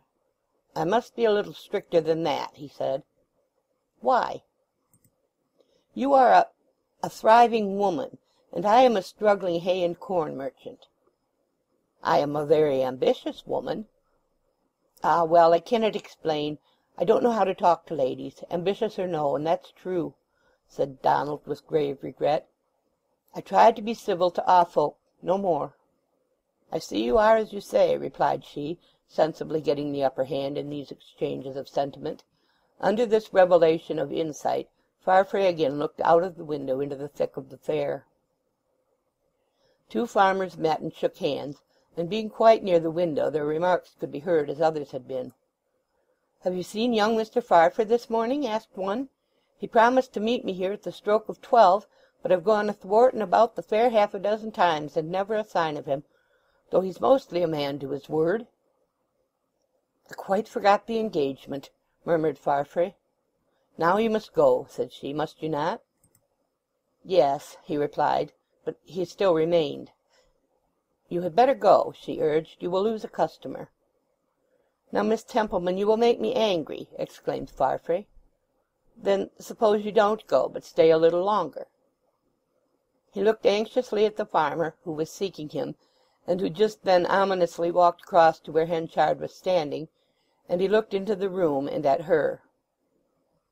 "I like staying, but I fear I must go," he said. "Business ought not to be neglected, ought it?" "Not for a single minute." "It's true. I'll come another time, if I may, ma'am." "Certainly," she said. "What has happened to us to-day is very curious." "Something to think over when we are alone, it's like to be?" "Oh, I don't know that. It is commonplace after all." "No, I'll not say that. Oh, no." "Well, whatever it has been, it is now over, and the market calls you to be gone." "Yes, yes. Market. Business. I wish there were no business in the warld." Lucetta almost laughed. She would quite have laughed, but that there was a little emotion going in her at the time. "How you change!" she said. "You should not change like this." "I have never wished such things before," said the Scotchman, with a simple, shamed, apologetic look for his weakness. "It is only since coming here and seeing you." "If that's the case, you had better not look at me any longer. Dear me, I feel I have quite demoralized you." "But look or look not, I will see you in my thoughts." "Well, I'll go. Thank you for the pleasure of this visit." "Thank you for staying." "Maybe I'll get into my market mind when I've been out a few minutes," he murmured. "But I don't know, I don't know." As he went she said eagerly, "You may hear them speak of me in Casterbridge as time goes on. If they tell you I'm a coquette, which some may, because of the incidents of my life, don't believe it, for I am not." "I swear I will not," he said fervidly. Thus the two. She had enkindled the young man's enthusiasm till he was quite brimming with sentiment, while he, from merely affording her a new form of idleness, had gone on to wake her serious solicitude. Why was this? They could not have told. Lucetta as a young girl would hardly have looked at a tradesman, but her ups and downs, capped by her indiscretions with Henchard, had made her uncritical as to station. In her poverty she had met with repulse from the society to which she had belonged, and she had no great zest for renewing an attempt upon it now. Her heart longed for some ark into which it could fly and be at rest. Rough or smooth she did not care, so long as it was warm. Farfrae was shown out, it having entirely escaped him that he had called to see Elizabeth. Lucetta at the window watched him threading the maze of farmers and farmers' men. She could see by his gait that he was conscious of her eyes, and her heart went out to him for his modesty, pleaded with her sense of his unfitness that he might be allowed to come again. He entered the market house, and she could see him no more. 3 minutes later, when she had left the window, knocks, not of multitude but of strength, sounded through the house, and the waiting-maid tripped up. "The Mayor," she said. Lucetta had reclined herself, and she was looking dreamily through her fingers. She did not answer at once, and the maid repeated the information, with the addition, "And he's afraid he hasn't much time to spare, he says." "Oh, then tell him that as I have a headache I won't detain him to-day." The message was taken down, and she heard the door close. Lucetta had come to Casterbridge to quicken Henchard's feelings with regard to her. She had quickened them, and now she was indifferent to the achievement. Her morning view of Elizabeth Jane as a disturbing element changed, and she no longer felt strongly the necessity of getting rid of the girl for her stepfather's sake. When the young woman came in, sweetly unconscious of the turn in the tide, Lucetta went up to her and said quite sincerely, "I'm so glad you've come. You'll live with me a long time, won't you?" Elizabeth as a watchdog to keep her father off! What a new idea! Yet it was not unpleasing. Henchard had neglected her all these days, after compromising her indescribably in the past. The least he could have done, when he found himself free and herself affluent, would have been to respond heartily and promptly to her invitation. Her emotions rose, fell, undulated, filled her with wild surmise at their suddenness, and so passed Lucetta's experiences of that day. Chapter 23